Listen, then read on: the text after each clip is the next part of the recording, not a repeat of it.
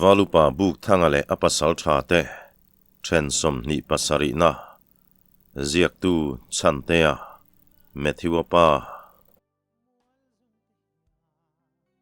upa tele valupa te pasal tharul te chu ka lova lalin chunon thleng khapa tlangwale pawalai then khat po lalmuala chun ombokin lal chuan pe he lem lovin thangbi ka thu soi te chu an soi chonga kan mo hruai te chuan lambunan to kani tuna hian engen chin nungdamin an la omem engma hriat ani love an ti chuan lalin boruak chu re zui tlok mai upa thangzo la chuan bika atu khuwa te thil ti nge ni le tian zo tin buk thanga chuan alo chan khala atu khodang nge moni wakang le kan hrum zial mong hang ho bok an niang chu tin a mela chuan a thin rim hle ti po chianga a tong zong te chuan a khur dar thei hialani chuta lal chuan kapasal tha teu engtin nge ni don han ti tham truakin buk thanga bok chuan alo changa lalpa ro dang nei na hun pom to love arang lama che chua hi atulani kol po hel don se kan chimi thak ma chu an nu kan bi don ani tina thin rim chu atong te chu se chil nok maya lalpo han room ngutin atul chen thangula tlangwal po indu za throi mai teu ron pong non le ngai to lo turin siam ula chu in thra thiamang chu mo in kong dal tu chu tu po ni se da thang cheu ron tin engma soi to lo chuan le ka puilam chu pana lalmuala tlangwal ding phumur murte chu an re ngal duk mai chuta lal chuan o han thianin thilom dan chu an soi zunga tuna hian ka pasal tha te hovin nun bi dona kan huang ne ka kan poi khoi ban san du lo tu te la ka hian katlangwal huai senteu tungei ni in lan tira hun tae in che ti tim tu om lo sela heng ho hi an ni pui tengu chuti rualin an kuta kan mi le sa te nom mai theya kan pasal tha te zai ngai don nia ka pasal tha hian akal tu rem lo ruat te se tin buk thanga chu an ena buk thanga poron pen chuakin mi za vel kan kalanga abak zong chuan khuai lo thu tang cheu valupa khotina hian ho don cheu nia kanau te na kal turan lo thang cheuanga fai sa tam theng ber kan pai turani tuk thuan tur po fu nula kongla ka kan bar mai don nia tin anau te ho kuta chuan an da le chonga ming thanga te ho churon chevatin akal tur chu anan thlir zunga live ta chu akal lo tur zinga chuan telin lung oil lo ti hriat zet chuan a phun bal mai aril ru takero chuan tela hlau ema ral hu ton meu zong athi sen hian alo ngam meu lo ani e pasal tha te ram mut hlana lian ru ni lo zol thuk nge ro chu atum leng chu buk thanga chuan ole tikhan ho ta ula cholian tel tola funin faisa kha atam theng ber ron pai ula lalmuala kanin nga khom le don nia tinan pheta sunga lal chuan lainat mel taka buk thanga chuan enin ka pasal tha soitur ka van hle mai ka ti an tingota upadang te po chuan lainat ti hriat zet thian an lo thleka buk thanga chuan tho halin lalpa kan thu lo maya ma se an thiemo an damemo an chin chu kan fia turani atul danang zelin kan chenga alo ti fel maya a mela chuan athu soi chu a hlen nge yang ti po chianga chuta lal chuan ka pasal tha heng ho hian kan huang an nek to lo na turin tun hi chet la khun tha chu ni in chet khatim reng su tin ngui zet chuan lalin chunga lu sana buk thanga te ho po chu in lampan chuan man mo zetaliam ngalin reilo te a tlangwal rul te chuan lalmual chu aron moi le tana an ral thuam nen chuan an ding therfuk to mai chuta lal chuan ka pasal tha le tlangwal teu in hne na ka soi tur chu ka soi zo to kan melma te lu tam theng ber khain khuai ron loi le don nia anti hul haka buk thanga chuan nau teu tuna chuan ani ni in ni chilteng ole mong hang ho chuan far zol kho chan mi sang te siam lekhi an dol ngu te ma chu tina pen chuak ta ming thanga kal tur chu lalfanu chuan apa phena tang chuan ngai la theyang ber chuan alo ena enge mo zong soe nei ni ma se enge soi ti chu ama po chuan a shephak meu lovang ti turania alan thei chung chu thirin ngui zet hian in lama chuan lut vele ta nak naka buk thanga theo po an man mo tlang boka a thun phelang paran nie ni van lai zol meu chuan tiau lui po an chuk thir thei to buk thanga chuan heta hian cho fa kila khothim main chi khurmual khu bi fiam han kan tum don nia eng tik lai point phim kurna ka nun puitla tula in kut khan in ral thuam ka hlat hau su se in tu khum po khan mit nei sela in mi te na hoina lama piang kha in ral thuam po khan hoi ve nga ro se chi khurmual kan bi fia chuan azan thim thua po ni se an nu kan bi zuyang tin anau te choi siam sa chu an bar nga la puarta khan eigula enge kan chin riat ani lo ril tram chunga cher la zong cher fu har nga e an ti zui lea cho ten fa kham chuan chi khurmual lam chu man mo takapan le ngalin triau lui chun kan fela chona chuan ubuk thang enga mothula in sem dar te hui thalo mo kan melma te hian min lo chang palanga in nang ching thu thei po kan nia an ti chuan buk thanga po ding chatin ni don tak mo chona le tha te ho khan tlang dunga tring ron chuk bi turin mi som nga vel kalula abak zong kha ka hovin kan tlang don nia tuna kal ngal teu tin ani po chuan ma hruai zui ngala chi khurmual an thlen phei chuan thla te teu poron thleng thlain ni chu herboy to mai chulai mun chu theire takhian alo rea ma se amani laman sul nuero chu mun tin maya chun lo pesen sunin thisen buak na hnu ma te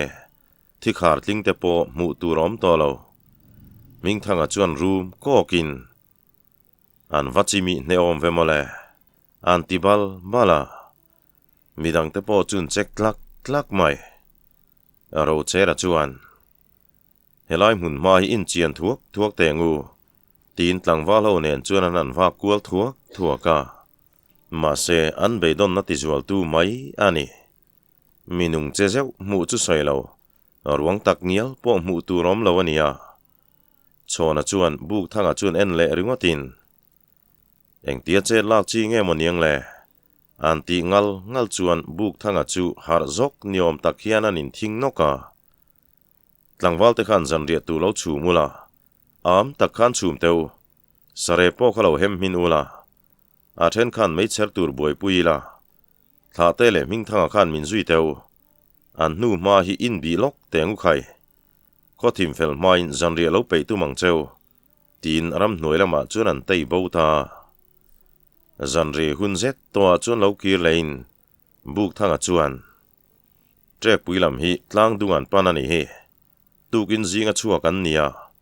konglaka chuan kan phato kher lowang an nualan dana chuan mi za velan ni mela tian zan ri te barila kanei bang te kan fu nanga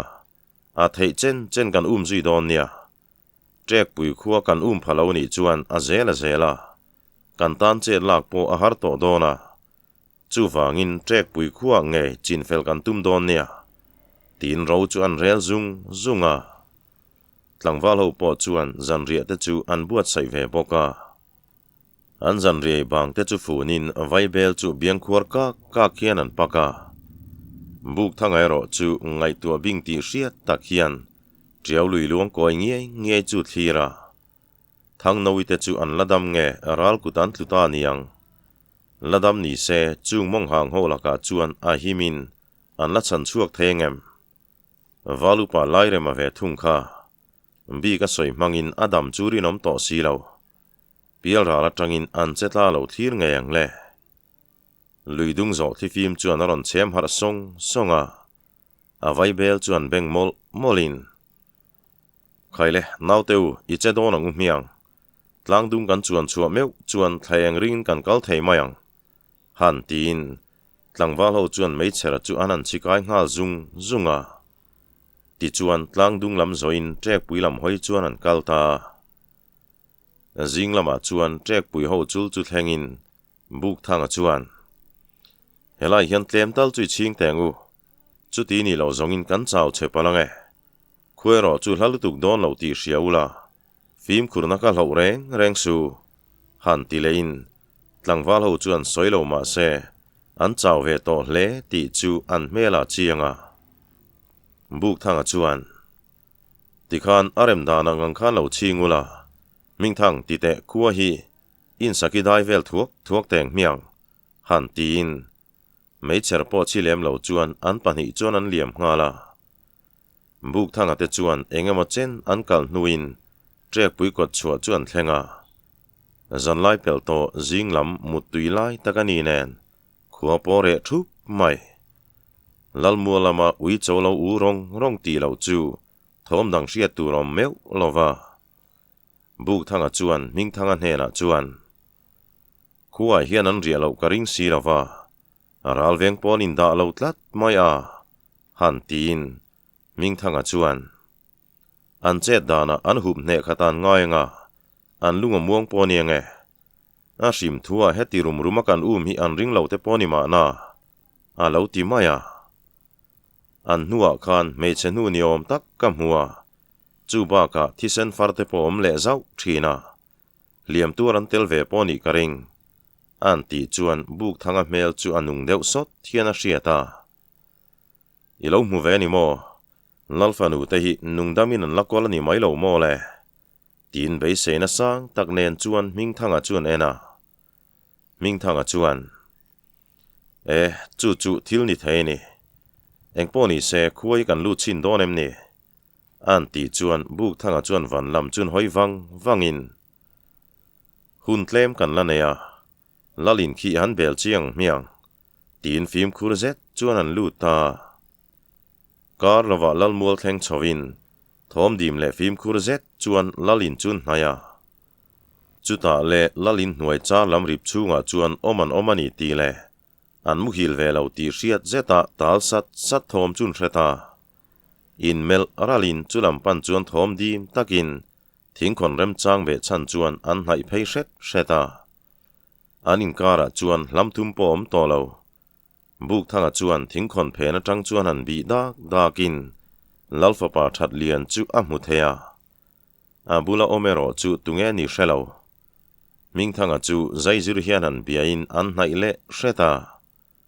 chuta buk thanga chuan hne zet thian rip kara chuan a kut rol lutin that lian hmui chuan hup chata chutiang bokin ming thanga po chuan pakhat zawk chu lo hup ve in zoi sap hian bengcheng siam lo tur chuan an tia keima ni kan ni lalfanu hi mem an ti sap chuan that lian chuan bunghatin thelo chuan aron mel tro ka buk thanga chuan naktuk zana kan ron che dona lo tua shram ro khai ti sap pa chuan ming thanga nen chuan an tol bo le ta an ho teom nan va thlen phei chuan khuwa po var fel toin thilom dan te chu anan soi zunga solai wa ba ngo chunga son lui te oma ta son tlem tol fualila me chem ngamang solai son ni kan tum toy don nia tin anin son ngala tuk chuan ten bar zo chuan buk thanga chuan trek pui khom dan te chuan soi dapin tlailama thla te le ro chera ten va bi chiang sela ral veng ten da lo chuan leng hno chuak ar khuan rualin kan che don nia lalin hnuai ripa don lalfa pa le that mung kha an tan tira lalina lalfanu ten om boka wangin khilam hoya thal thla khi kan phim khur deuh don nia ming thanga le keiba ka tlangwal som vel khan khuwa hi chimlama tanga helin lalin kan lo bi tu manga thla te le ro chera khan mi somnga ma lam kot chua vuak dun lama tangin che tinon thonga mi puiten tlan khom lai le nang ni lam hoya hriam an choi lain abak laom ten helam kot chua tang hian chona hovin khuen lu tanga in khain hal mi mai don nia ti chuan an phili buailai takin ke ni lam kan che bokanga tin arua man na chu an soi chara chon hu herzet ani to nu chuan tha te le ro chera po phim khur le zai tak chuan an mel ma te chin bi turin an pu chuak ta Julai ruam rai boruak dai duk nuaya chuan an maba ko tak len thei turin an ral thuam ten dikin an ho tu pa buk thang ho chuan an thu far maya dik tak chuan thang noi te tal an ladamani ti an hriat na chuan buk thanga po ati tho thar le ni khatia farzol mo hruaile don ho an lo hu bar tu zinga khan chuakin tlailama chuan trek puan thleng ve chau khania ha cholna hun nei bi khek su chua chapa an cheta fuin an hup kim thokata an ngaya pasal tha te chuan atu kom ha dama atuk le lama an vaya pingkul lampan chu an relani ashim thua an taksa te po a chaw tlang boka muang mara che chuale chu an tum dana nia ma se thang noi thian nu chu pasal tha hermung chuan be sein asa hautlut mai sia pasal tha dang lain me ta na ti po ni lo ati sa chang na hri thlak nom sim na satia ta na mi tlom to nuan pek ngot chu adigin an threlawa khami wa nga zanlama po lalnu le lalfanu kianga aria tiran nia hermung la chuan it mel zet thian thirin aeng aya chuan nge momin khapreng lem le lom lo zet chuan an tia pasal tha liang khan chuan kha zu te kha rui chekop khan in lo ula ral hi lo nai thut theireng an nia chu ba ka kan tumram em po kan la thlen lo hi tin heng kan lalfanu le thian te hi kan kuta oman nia him takalal hnen thlen hi kan ti turani abak lam thu zong kan lal thu ni sela a hrim thua yom dan hi simangai a pasal thazia lo thine mai tin trek puilalina chuna zil nge a hermung chuan nar han tum dutin ral ho kan ma chon lai khan tunge pasal tha chu kan hriang chu khuwa kan thlen tika angam fa chuan min chu pui don nia tia ding buluk lukin apai chuak tuanga chuti lai chuan lalin hnuai lama om don lalpa le afapa chuan kolan ni liam tur chu thlirin an be se na chete lu sei pasal tha te wanga la de ve chu ron al chuak thei takang mo buk thanga chuan anaw te hena chuan zanria khan siam teule ro chera te zong an lo thlen hun a eve mai sela midang shrok rek zong kho sak reng mai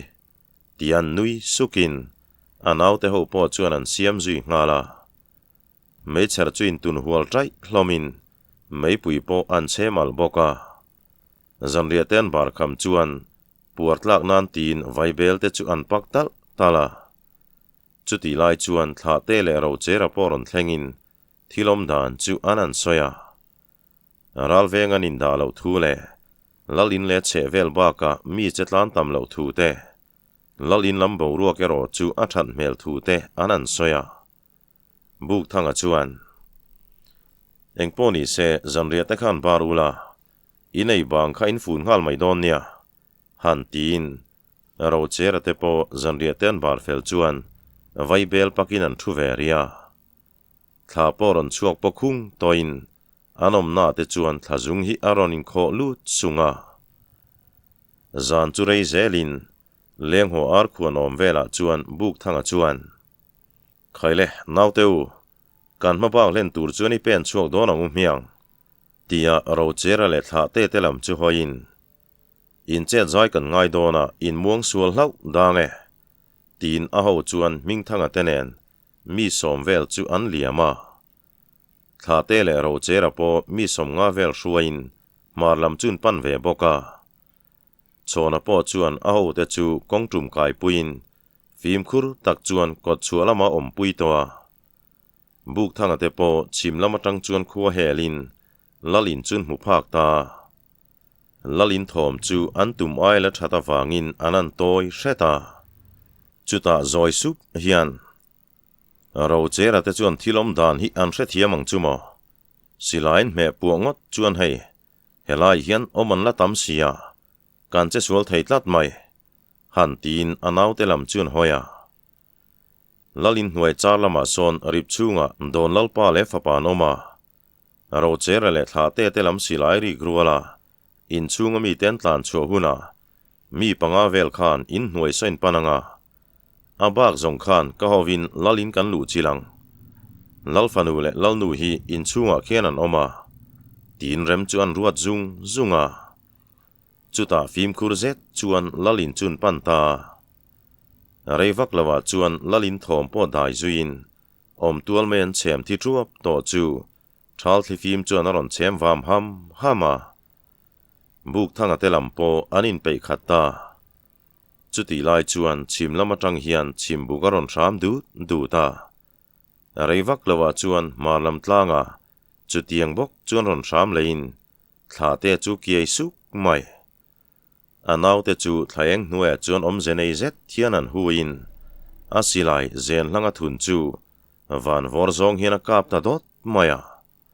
chumi rual chuan au te silai poron puakin silai chu man mo zetin an sole ngala chuta zet zong trek pui kha chung chu ari khian ari nuai mai ral ti au thom te naupang hlaumang ang thlabar trap thom nen an ri chel chul to maya thla te lam la chuan an lam hoi ral thuam lek to phot mai chu an thal mia chuti pa chuan anom na chun son shet boka lal in le akiang upa in velamu poi ho po chu an tho a chiang kher mai an silai te chu banin silai puan lama chuan an zuang chuak supa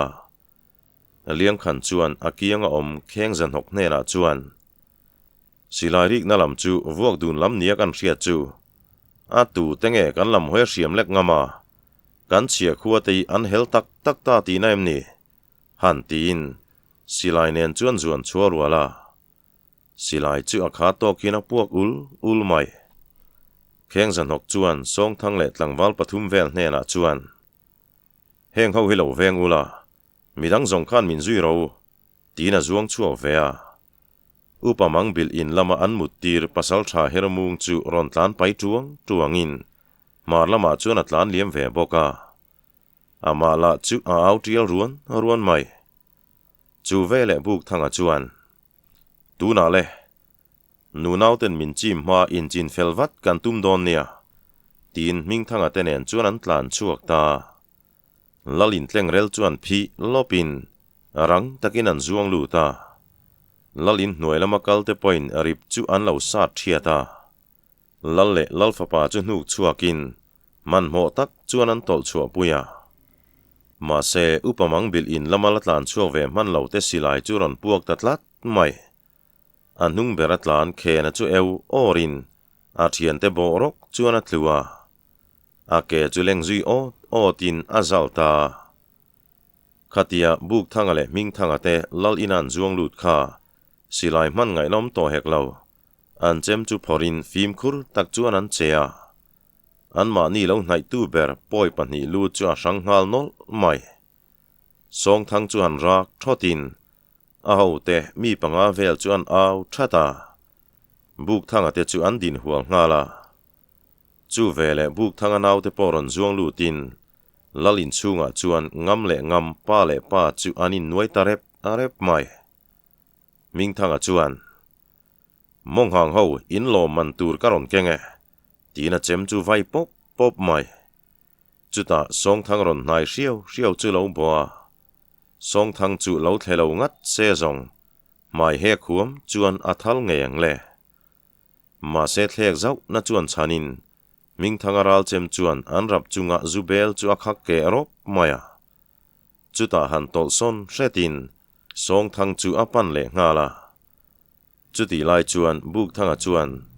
ama ding kol nam chu lo kun san zavin ama chuan op niam zui zata chuata chuan in binin aron tho chuale rual chuan a chem chuan vai pop mai le chu pa kai zatha chu chatin a thing hok mai chu anau te chuan ron thualin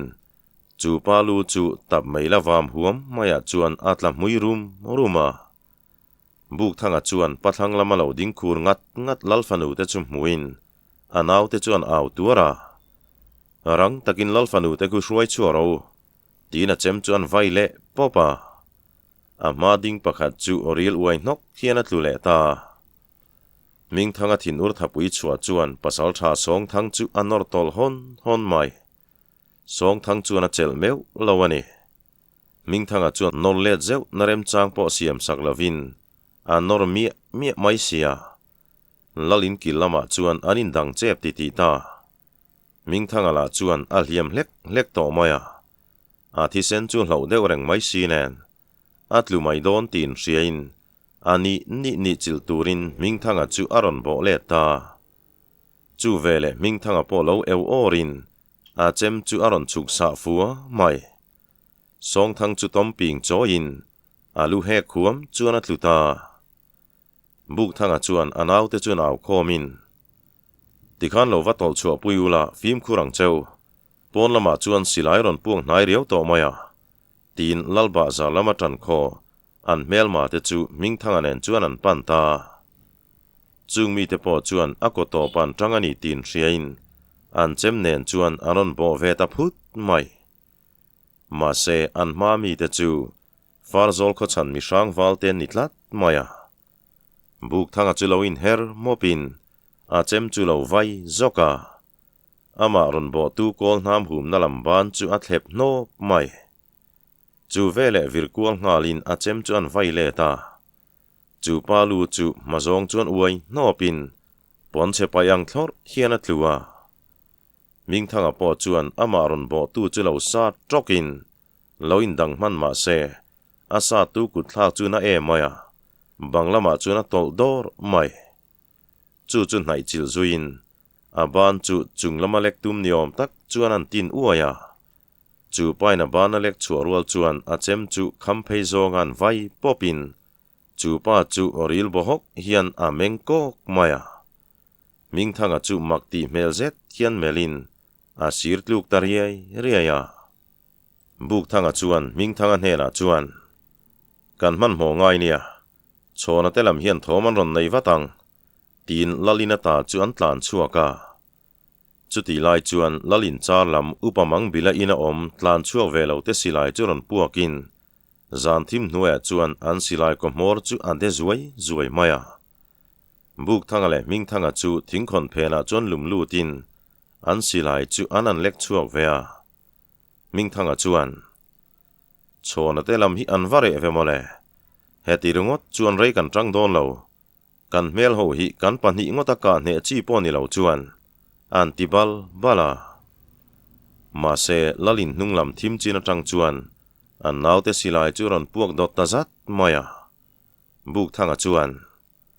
lalin hnuaya khan lumlut la kein helai mual hi kalo helange chona te lo chowin miron po huna karon nuai pheidon nia tin asilai chuan ka puak dota an mel ma zinga pakhat kai trena ron tlan chuak chi chu a vir ngal nok mai ming thanga chuan ro chera telam nor tu chu ron tol le then ni tia hria itana hla om lawang mo han tin buk thanga chu nui su mai kanao kongdang om chuang lo khi ho ron tol le tur ka don wang khilom tan hun ka thlan le helai kan naute silai rik dana hian an tlu then don ti chianga chona te ho hi anon thleng chho harani phei chuan kan khok hlau the ni chu wangin I hovin khung ho khu a thei chen lo chelula in pom chil ti reng su lalfanu te kha an him nge turani kanao ka soyang chuan tiro tina wak liam ta ming thanga chuan ngai san mel zet hian aliam nalam chuan thlirin pasal tha tak zongilo ni e tin asilai chuan lek koa chuti pa chuan lalin hnuaya alum lut phei ngala chona telam silai pu nu po an che ta muan chan kha engdang wang ni lovin nu naw ho phili buai kha aral palan hlau siani veng mor ina putar beng thalo pakhat lo om ve chu anan nuk son dora ti chuan in chu dep ka in chuti pa chuan an silai te chuan met puak boka chu mi tho ma chuan ro chera telama son mek an mel ma te po an ding ta chat mai aral tin thang chuan khayo lu sei ho an ningat mai kil tina tangin che ta ron tho ti na ni he min zui tole tin chona telama chuan tlangwal som ni vel an dok thla an silai chu met pu ve ngalin poiro chun khoi lem lo chona chuan anaw te chuan aw thatin in kha theyang angin halula in silain me pu khan inom nain chon zel don nia han tin liang khan chuan akianga pasal tha khen jan hok hne na chuan silai hi kilti na tangina puak tlat maya lalin lampo so ahim lawina lang tlat mai helam chu hermung tenen kan ladang theyang arang theyang berin lalmual so kan panangai an tingal ngala chuti lai chuan anom nalam in po aron kang ve tana thalai ngangania thli tamin mei chuain vor chak hle maya indang te chu man kai zung mai sinen khuwa chu eng uo toa ro chera teu chu du thalin an che thein meal eng hnuaya chuan an silai chu apuak thon hau lova liang khan po han au thatin toro kan vain tolangu tina ho te chu me eng ina khu phalo lama chuan atol liam puya tha te chuan an nau te chu phim khur tura tin silai ri chu han ta du mai chona telemero chu anin pom chil don ani to maya atan mun rem lo zok angalang ma ni se atam zok an ni na chuan amuan rima aral tin thang te horon son thamek chu ron ho in an ni po chuan an bo chhota chona chuan tu ma kha zam hlek su an dua an ngama an chau boka khoi nge inin nuai rep mai te ngole tina chem chu vai pop mai an mel ma te po chu au trial ruanin in kang al khuvung nuaya chuan anin sat mie maya kol na min khagri bol te mani ming cha lau tele mi ring ti sa rinau chak thom te chuan chulai mun chu alua khatta chona chuan a malama poi paron zuang zok le a kol nam ron chuk sa chu lo person sanin rang tak chuan an vai le ta ma se chu pa po chu alo person vele man tlat mai chona chuan rang taka bo zuin aron phaisa lea chu pa po chu lo tol son man ma se a ban rek chu uai no mai chu vele tlangwal pakhat hian a hnunglama tang chuan aron dungsa ngekin chu pa chu eu orin atlu ngala chona chuan nauteu tu ma kha zualo tur tin a chem nen chuan an zuang phele ngala aral tin thang chuan amaron bo tum tu lusei pakhat chem chu lo bumin akun zawa chuta thing nok pa chuan a dinglama tangin akol nam chu an vai chuak ta le lusei tlangwal pakhat chu rak thotin adul chu dom ngala chuta anaute fui pa chuan an zuang le zoka kol nam lek chu thiamin a cherang boka lusei tlangwal te chu akha to kiana ma chuan an tlule thina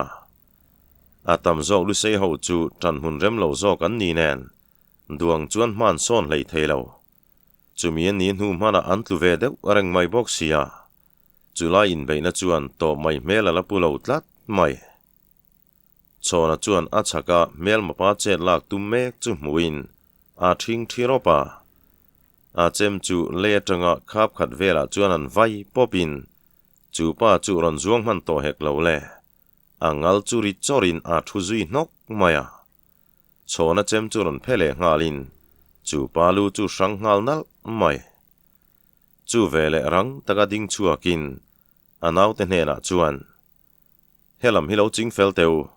tin velam sira ron son mek ral tin thang chu an mel zoka sopa soka chin felvat lo chuan kan hek lutuk done tia aral chem lek ko vu chung chuan pan pheita aral tin thang po chuan amaron pan tu chulo muwatin a kiai suk mai arang tak chuan alo in siam rem ngala in ring takalo dingin local ta che lu seipa a tu zok nge theina sanga ding chang kan riang chu a lo ti lu nga chona chuan mong hang pa ilu kha kala don ani tina ron zuang ngal pop mai a chem chuan ron chuk sain ral tin thang po atol hnung dora a kol nam chuan lo in dangin chona thapek nalutuk chu a chel lo teu khop mai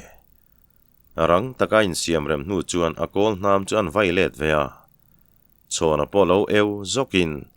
alu zona chuan ral tin thang kol nam chu aron thofua chu vele rang taka ding chuakin a chem chu arang zetin chungle hnuai chuan aron hol ton ta ral tin thang chuan meng buainak man ma se in siam rem ve ngalin a kol nama in dang chung chuan a tol zota chona la chuan beilet nerem chang po pelek lavina nora avatal buai teu thin takem chuta le ading lama chuan pen saw zevin chona chu a tharing alo kat nok tira tum chu a che sualta chona zok chu ding thutin a kol nam chu pot le ta rang tak chuan an violet le thutin ral tin thang mal te velam chu kak ta hlai mai tre that pa chuan a ke chuan hnuk tol dewa an mani trong chuan an rak nokin chona chu thi chil tum ti hriat zet thiana bo ta chona po lo kat zevin a chem chu lo vai pop mai chu ta zong aral tin thang lu chu uai nopin a tlu bok khup thora a keleng ui hnu chuan pial ra lam tluanga zo ve ta chona chun hoi chuakin a nauten an melma ten lo da thame ka hmu chuan an kiai saka aral thuam te ka khom nga lula lalin lam ki pan don ang o tin man mo tak chuan an chele ta khatia buk thanga lalmual oi tlan lama tran huna kho kha chona teu chet lam hu rual khan atana thaturia ka angai mana ma serin lo deu main anin phek nuai ti hmu khan tolfual le hretin ming thanga telam hi amu phak lawani achak lama poi ho ral thuam ne na lalin lamaron son pheime ka hmu chuan angai tuna buai hle maya asilai met puak don se pakate mo chu chiang takina thalanga ma semi som rual zet mai ngen mulaka chuan ahim don lo tia chiang sia thate te lamla chu silai ri kha achol ta thuap mai sinen an che ta fu ta lo moti mai turani angai tuna chuan kil tina dapa chuti lai chuan khokang mek chu vungin aom nalam ngei po chu ahim rei to don lo tia chiang sia an melma te chuan an huvat don ti hriatin asilai chu lek chuak ta a met puak ta dot mai lalin lampan mek poi pakhat chu eu orin avan vor zongin silai chu met puak ve mana asilai me porual chuan veilama lum sonin avan nei siamin vok buala chuan alum lut ta hlau mai chuti ni lo se zong khochan mi hrang walte cher hriam tu chuan pilra la loi nge ang le an melma te silai chu asur hian aron surani hot maya am nalai vel chu silai mu chuan a deng fu chiang kherla taka ani po arem danang ang chuan a silai sole in ani ni chil tum chuan a in buat saya chuti lai chuan a pia dewa tang hian chona te ho silai chuan puakin melma ho chuan thalta phak mai chu vele chona o ngei mai chuan nauteu then khat khan lalin panula ati that lai chuan silai puak le dotin poi pakhat chu vir le nok mai chulai oi tlana chuan aron lum thla buk thanga po chuan a silai chun met puakin chona helama komania an ti zuya chu vele chona churon bok lut rokin a silai chu so zui mol mai kheng zan hok chuan a ho tela dam mi pathum te chuan aw thatin rang takin lalin pan ro tinama po chu tlan ta buk thanga chuan chona chuan mel aralin tuna le tina silai chuan lekwa a me puwa dot nu chuan an melma pakhat tlan mek chu lea chuan bok thlopin chezui turom talo chona silai po chu puak toi vele takin a bulami pakhat chu tre thot mai chumin hu chuan kat nokin atlu zui le ta chu vele chona chu ring taka avin khai ole i bo donang o ตีนตานช่วกตาชวนเขาเช่นขัดเตจวนอุปมังบิลอินตอมเตจูทั้งลำจังจวนเหลากาจิลินปอยเขาจวนตาลบวยตักเจ็ดไม่อารอนตานช่วงมาสาเปียงเตลาจูมิงทั้งเตลำเงินมูจวนเปียราลาเหลาตีร์เงาไม่เสียอันจันจูเชตักเจ็ดไม่จุดที่ไล่จวนเข่งจันหกสิไล่จวนพวกเวินลลินหน่วยจาร์ลามาตอมตั้งวัลปากจูหลอมเวนกไม่มิงทั้งจูรังตะไกอินเฮรงฮาลินอาศิไลจูอันกาเวงาลามาเซอตุมาลาตลัดไม่เข่งจันหกจุเจทัดินมิงทั้งจูโกลน้ำเนียนจวนรอนโบจิลาอาเทียงนาจวนโกลน้ำจวนไวปอปินมิงทั้งปอตอลซอนดอร์ไม่อาศิไลจูดาอินอาเจมจอกจูเล็กเวเลตาชวนเลบุกทั้งตานจวนศิไลมันนัจีนิตอลาวมีเลสายน์รัลปลาลาอมเสียบุกทั้งจวนเจมจูพอรินชวนเนราจวนตูน่าจวนเหลาเทลวินกันอินปอมจิลังไงตีน่าเจมเนนจวนวิรเพยตาจุดที่ศิไลรีจอลเด็ดอรัวจวนอุปมังบิลอินาตอมมีสมเจ็ดตูร์เตจูอารอนตานชัวกาอานินปอมจิลตามีไม่บุกทั้งจวนเอาชัดินนาวเตวตูมากจัวสูเฮงหูฮีรอนปองเลตูรมเล็กลวินเสียมังอ้อตีน่าเจมเนนจวนอลามฮีนิฮอตไม่ป่วยประคัดลูจุนทอวอกินชวนจวนเข่งจันหกสีระจันขอประคัดจู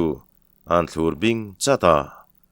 ทายงเล่ไม่ปุยเองหน่วยจวนอานินนอร์เจียงไม่จูป้าจูทาชาอินอากอลน้ำเนนจวนอินเบลเอาเทียมนัสมัย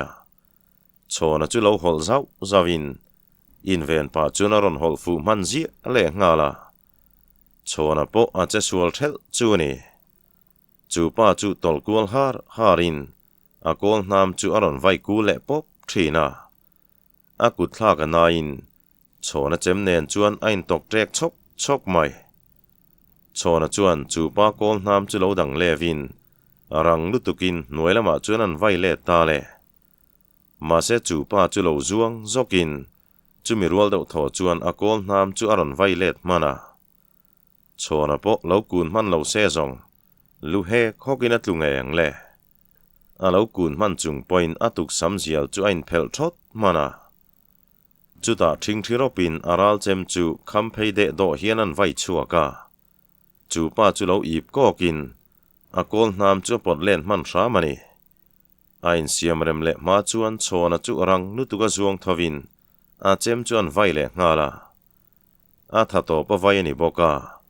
จูจงอาทอนตะละเวจูป้าบานบุลจูริโนจกินอาเจทอดไม่อากุตินาดาระหุบตูร์เจียจูชวนเจมจูรันริเลฟัวอินจูปาลูจูเพลพกไม่เลียจนตูริดอตินจัลจางปอเนลาวเข่งจันหกจวนมิงทั้งจูรันโบเลงาลินอาเจมจวนไวปอปามิงทั้งปอฟิมคุเลเจเซตจวนอินเวงินอัตอลปาเซลามุนเรมไลเดว่าเราจวนอัตานจันมุนเสียมานอร์เลดนะหุ่นจวมเราจูปอยปัสสัลชาเข่งจันหกจวนอากอลน้ำเฮียนอารอนฮอลเซกไม่อินเวงจุงตอลบักจูอัตานตีเทียวางันนี่มิงทั้งจวนอาคิงปุยป้าเจลากฐานจูงุนตะกินเราอากอลน้ำไว้ชัวอาลากเล่นรัวจวนอาบานดิ่งลำจูอาพัดชาวเจลนี่เตียมมวยน์อาริลรูจูเซียมเฟลานุงละมาจวนอันจวงจกินเข่งจันหกรอนจวงเวตูร์จีจูอันเละซาบูร์ไม่เล่เข่งจันหกจุนดังเวมาเซอาจันมุนจูเสียมเร็มหันเฮกลาวอาตอลเลดดอรามิงทั้งกุดทางนัลุตุกฟังจวนหันไปจุยขัดินมิงทั้งจวนรังตะเคียนบ่อจุยงาลาจูป้าเวคอร์เซตไม่จูอาเจตาคอรินอาจวนฟุมตาจอกลัดไม่มิงทั้งกอลน้ำจวนดังเสียงเมียวต่อละวันนี้มิงทั้งจูดิ่งละมาจวนอันวิลเล่ทุตินอากอลน้ำวนนัจูทักเลงอาเวลามาจังจวนอาเจมจวนไว้ชวกทุดไม่เล่จูทิลแทงรังลุตุกจูเข่งจันหกจวนอาเจลตาลาวอาอมจูทีบซาจกินที่เซนารอนชวกลุมปวดตาจุตาหันเมงอัววิน Akol nam le ko tum lai tak chuan akai za tha churon chat le ta thot maya a zoi nok mai chau taka kol nam rin chan chuan a thoko ko ka khu zui borin aka tang chuan thikha ron chuak boka akut le lam chuan a hmui han tuain a chil chuan chak phara lu sei tlang wal kalu hi la ro le han ti tham tuakin ming thanga chuan engma soilovin a chem chuan vai pop mai le kheng zan hok lu po atla sang nol mai ni ole tuntum thena tan chuan khati china khan kan du tok lenga angai nom thin miel khop mai